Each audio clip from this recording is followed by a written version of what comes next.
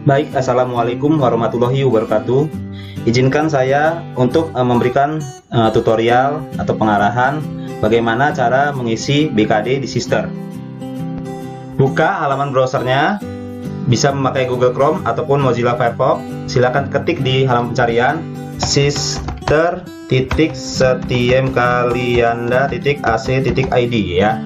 Jadi alamatnya sister ya .setiemkalianda.ac.id ini ya. Kalau sudah di enter, nah inilah halaman utama Sister Setiam Kalianda. Nah di sini ada username dan password. Silakan masukkan username dengan alamat email dan password dengan NIDN. Silakan login. Nah di sini sudah masuk ke akun kita sebagai dosen. Silakan scroll ke bawah atau turunkan ke bawah sampai bertemu dengan layanan BKD. Ya, ini menu layanan BKD, kita klik satu kali. Kemudian rekap kegiatan, kita klik satu kali. Nah, di sini ada periodenya 2021-2022 ganjil. Artinya ini yang terbaru, yang paling atas yang terbaru. Nah, di sini ada laporan belum diisi. Isi laporan kinerja. Diklik satu kali di sini untuk mengisi laporan kinerja. Setelah masuk ke halaman laporan kinerja, yang Bapak Ibu lakukan pertama kali adalah menarik kinerja dari portofolio. Artinya Bapak Ibu akan menarik semua kegiatan yang dilakukan pada semester tersebut ya. Jadi kinerja mulai dari pendidikan, penelitian, pengabdian, penunjang lainnya itu akan ditarik secara otomatis ke halaman pengerjaan BKD ini ya. Silakan diklik satu kali kinerja dari portofolio ini. Baik, bila kita sudah menarik kinerja dari portofolio, kita akan lanjutkan pelaksanaan selanjutnya, yaitu pelaksanaan pendidikan. Kita klik satu kali di pelaksanaan pendidikan. Kita scroll ke bawah. Baik, kita akan mengerjakan satu persatu mulai dari pengajaran. Nah, di sini saya ambil sampel dari akun saya. Saya mengampu 3 mata kuliah ya. Nah, masing-masing di mata kuliah ini ada bukti ajarnya ya. Jadi setiap Bapak Ibu mengajar itu pasti ada bukti pendukung, yaitu bukti ajar ya. Contohnya seperti SK mengajar, presensi, kemudian ada daftar nilai, kemudian kita punya RPS atau kita punya buku ajar. Silakan dimasukkan dalam bukti ajar ini. Nah, bagaimana caranya? Kita klik satu kali untuk masuk ke bukti ajar. Baik, kita sudah masuk ke mata kuliah yang saya ampu ini, pengantar manajemen. Saya ambil contohnya saja ya. Nah, di sini saya setelah memasukkan bukti kinerja atau bukti ajar saya yang berupa SK penugasan, jadwal perkuliahan, presensi kehadiran mahasiswa, dan daftar nilai. Nah, artinya saya sudah mengupload bukti ajar saya. Nah, sebenarnya masih ada lainnya lagi seperti SAP, kemudian ada RPS, kemudian ada buku ajar dan lain-lainnya. Bisa diambil di sini. Nah, bagaimana? Silakan diikuti terus video ini. Nah, di sini ada upload dokumen. Kalau kita scroll ke bawah ya. Nah, di sini ada upload dokumen. Nah, disinilah tempat kita mengisi dari bukti ajar kita tersebut. Ingat Bapak Ibu, yang perlu kita ketahui di sini adalah file yang kita upload bentuknya PDF, JPEG, PNG, dokumen ataupun Excel ya. Dan batas penguploadan itu filenya paling besar 5 MB. Jadi artinya mau Bapak Ibu filenya 1, 2, 3, 4, 5 yang diupload, itu batas maksimalnya adalah 5 MB. Nah, sehingga saya sarankan itu filenya dalam bentuk PDF saja. Kenapa dalam bentuk PDF? Yang pertama itu mempermudah asesor. Nah, sebenarnya beberapa file ini bisa kita jadikan satu PDF ya. Nah, sehingga kita kompres kalau bisa di bawah 5 MB ini sehingga bisa terupload. Nah, ini bisa memudahkan asesor menilai kita. Jadi dengan satu file ini dia bisa membuka beberapa kegiatan kita. Nah, seperti itu. Nah, ini hanya untuk contoh saja, makanya saya jabarkan beberapa PDF. Yang jelas saran saya kita jadikan PDF saja untuk mempermudah untuk kitanya dan asesor ya. Baik, kita mulai saja. Untuk mengambil filenya kita pilih choose file ya. Kita pilih di drive kita simpan di mana ya. Saya ambil contoh RPS. Saya menginputkan RPS. Kita klik 2 kali sampai muncul tulisan RPS PDF. Kemudian nama dokumennya kita ketikkan saja RPS juga. Terus yang di bawahnya pun bisa kita kopikan RPS dari atas ini. Nah, jenis dokumennya kita cari RPS. Nah, ini ada RPS ya. Kita klik satu kali. Nah, untuk tautan dokumen ini diisi dengan link ya Bapak Ibu ya. Diisi dengan link. Artinya yang kita dapatkan ini adalah link eksternal. Nah, link eksternal itu didapat dari Google Drive atau Dropbox atau tempat penyimpanan online lainnya. Nah, jadi file RPS ini ya, nih file ini nanti kita uploadkan di Google Drive atau Dropbox atau penyimpanan lainnya ya. Nah, kemudian dari Google Drive itu kita ambil linknya ya, kita tempelkan di sini. Nah, seperti itu untuk tautan dokumen. Saya telah membuatkan Google Drive penyimpanan ya buat sisters tim Kalianda. Nah, di sini sudah saya kasih folder masing-masing dosen. Nah, link ini didapat dari nih s.id /sister strip tim KLD. Silakan Bapak Ibu catat link ini. Nah, nanti seketika Bapak Ibu mengakses ini, oke, saya copy ya, saya tempel di sini. Nah, ini kan kebuka nih Google Drive-nya. Jadi Bapak Ibu tidak perlu repot-repot lagi membuat Google Drive ya. Cukup buka link ini saja ya, buka link SID ini aja, SID sister sistem Kalianda. Kemudian Bapak Ibu akan diarahkan ke Google Drive. Nah, di sini sudah saya buatkan foldernya ya. Nah, di sini saya ambil contoh di folder saya Lukman Nujul Hakim ya, saya klik. Nah, di sini masih kosong. Saya akan buat di sini folder baru ya. Jadi klik kanan, new folder. Saya buat di sini pengajaran. Ya, karena tadi saya mengisi di sisternya masih di pengajaran. Kita create.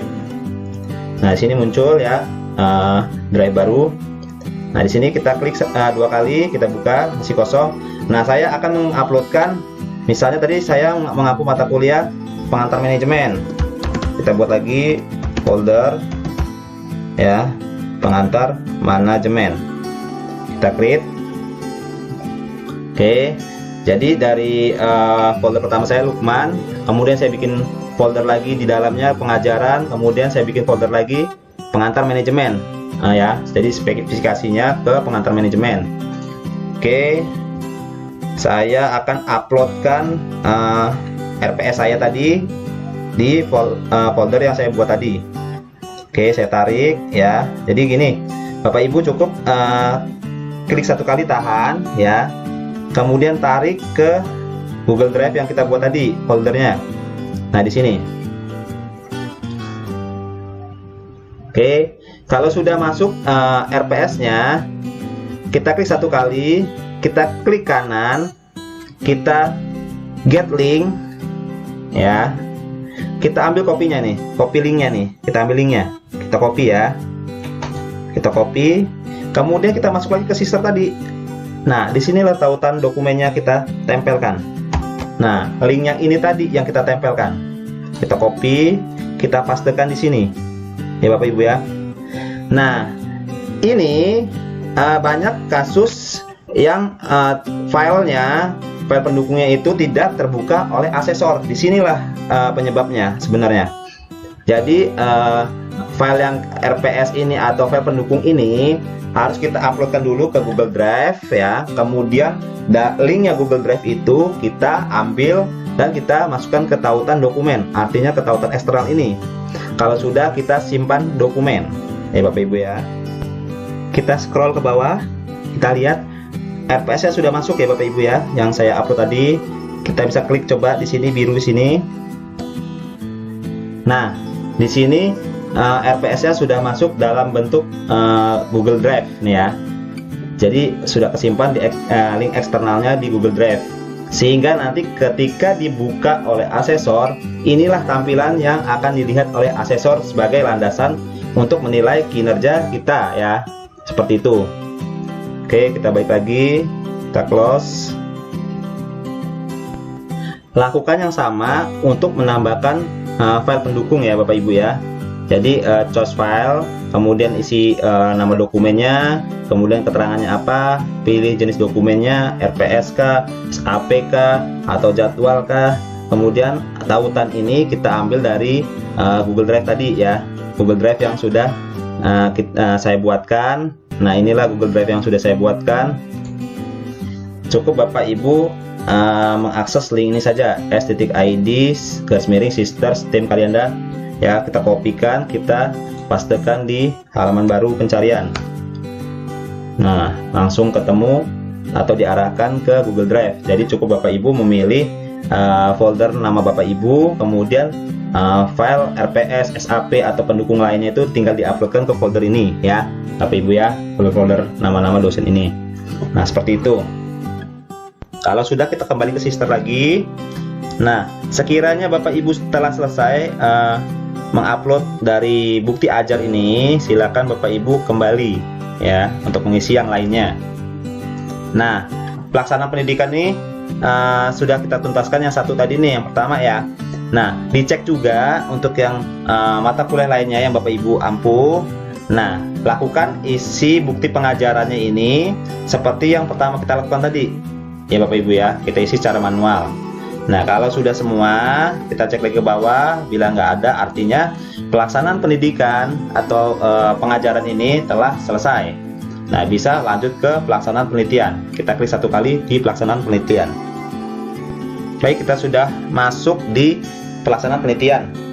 Nah, di sini saya terdapat satu publikasi atau satu kegiatan penelitian, yaitu publikasi buku ya. Nah, Bapak Ibu, yang perlu kita ketahui, cara pengisian bukti pendukung dari pelaksanaan penelitian, pengabdian, penunjang itu tidak sama dengan pelaksanaan pendidikan ya. Pelaksanaan pendidikan kita inputkan secara manual ya, langsung di halaman ini gitu ya manualnya. Tapi kalau pelaksanaan penelitian, pengabdian, penunjang dan lain-lainnya itu tidak bisa langsung kita tambahkan di sini. Saya ambil contoh ya, saya klik. Nah, ini kan sudah saya masukkan nih bukti pendukungnya seperti cover, e-book, sertifikat penerbitan dan sertifikat haki. Nah, di sini tidak ada kolom untuk menambahkan. Artinya Bapak Ibu tidak bisa menambahkan di sini. Nah, gimana caranya? Silakan klik ini Bapak Ibu, pelaksanaan penelitian atau publikasi karya. Bapak Ibu akan diarahkan ke halaman pelaksanaan penelitian dan publikasi karyanya. Atau dari sini Bapak Ibu nih, penelitian ke publikasi karya. Nah, di sini kita klik juga bisa. Oke, dia buka tab baru. Nah, di sini Bapak Ibu menambahkannya di sini ya. Silakan tambahkan apakah dia berupa publikasinya jurnal, buku atau referensi-referensi lainnya, silakan ditambahkan di sini. Atau bisa mengimport dari Sinta. Kalau Bapak Ibu punya publikasi di Sinta seperti jurnal, itu akan ketarik secara otomatis ke dalam publikasi karya ini ya. Nah, kalau Bapak Ibu mau menambahkannya lagi, silakan diubah data. Kita tunggu. Oke, kita masuk. Nah, di sini Bapak Ibu untuk mengubah data-datanya. Nah, saya ketika menambahkan publikasi baru, saya pilih ini hasil pemikiran dalam buku referensi. Kemudian saya isi ISBN-nya. Nah, tautan eksternalnya pun seperti tadi ya, kita upload ke Google Drive dulu filenya, kemudian kita ambil linknya, kita masukkan ke tautan eksternal ini. Nah, ini dia yang saya upload ya di pendukungnya. Kalau mau menambahkan lagi bisa dari sini ya, kemudian apa nama dokumennya, keterangannya apa, jenis dokumennya apa. Nah, tautan dokumennya sama dari Google Drive tadi ya Bapak Ibu ya. Kalau sudah, nah di sini kita isi penulisnya siapa aja, kemudian sebagai apa kita di situ. Nah, kemudian disimpan. Pas sudah ya Bapak Ibu ya. Baik, seperti itu cara pengisiannya. Saya kembali saja. Nah, saya kembali ke halaman pengisian tadi penelitian dan publikasi karya tadi nih ya. Di BKD-nya tadi ya, saya balik ya. Nah, seperti itu. Jadi, artinya kita tidak bisa mengisi langsung dari halaman BKD dari penelitian dan publikasi karya ini, melainkan kita mengisi dari kegiatan penelitian yang ada di sister ini ya. Oke, seperti itu untuk penelitiannya. Kita cek lagi ke bawah. Kalau sudah tidak ada, berarti pelaksanaan penelitian selesai. Kemudian ke pelaksanaan pengabdian, kita klik satu kali. Baik Bapak Ibu, untuk pelaksanaan pengabdian itu sama saja pengisian seperti pelaksanaan penelitian, ya Bapak Ibu ya. Jadi setiap ada kegiatan itu harus ada bukti pendukungnya dan harus kita upload. Jangan sampai ini berwarna merah, artinya berwarna merah itu belum ada bukti pendukungnya, ya Bapak Ibu. Oke, saya lewatkan saja ke pelaksanaan penunjang. Pelaksanaan penunjang pun sama, pengisian seperti pengabdian dan penelitian. Nah, kita lompatkan saja ke kewajiban khusus. Nah, kewajiban khusus ini artinya kewajiban yang harus dilaksanakan oleh dosen yang mempunyai jabatan fungsional minimal asisten ahli sampai dengan ke profesor, ya Bapak Ibu ya. Nah, di sini harus terisi dan tidak bisa digantikan dengan surat tugas tambahan. Artinya kewajiban khusus ini memang harus diisi bagi yang mempunyai jabatan fungsional. Nah, seperti itu. Kemudian kesimpulannya, nah dalam kesimpulan semua akan ditarik kinerja kita yang tadi kita isi, mulai dari pendidikan, penelitian, pengabdian, penunjang, kemudian kewajiban khusus itu akan ditarik. Nah, seperti ini Bapak Ibu ya. Nah, untuk dosen yang tidak mempunyai tugas tambahan diwajibkan minimal 12 SKS dan maksimal 16 SKS. Dan bagi yang mempunyai tugas tambahan itu diringankan menjadi minimal 3 SKS. Nah, artinya kita harus memenuhi ketentuan perundang-undangan beban kerja dosen ya.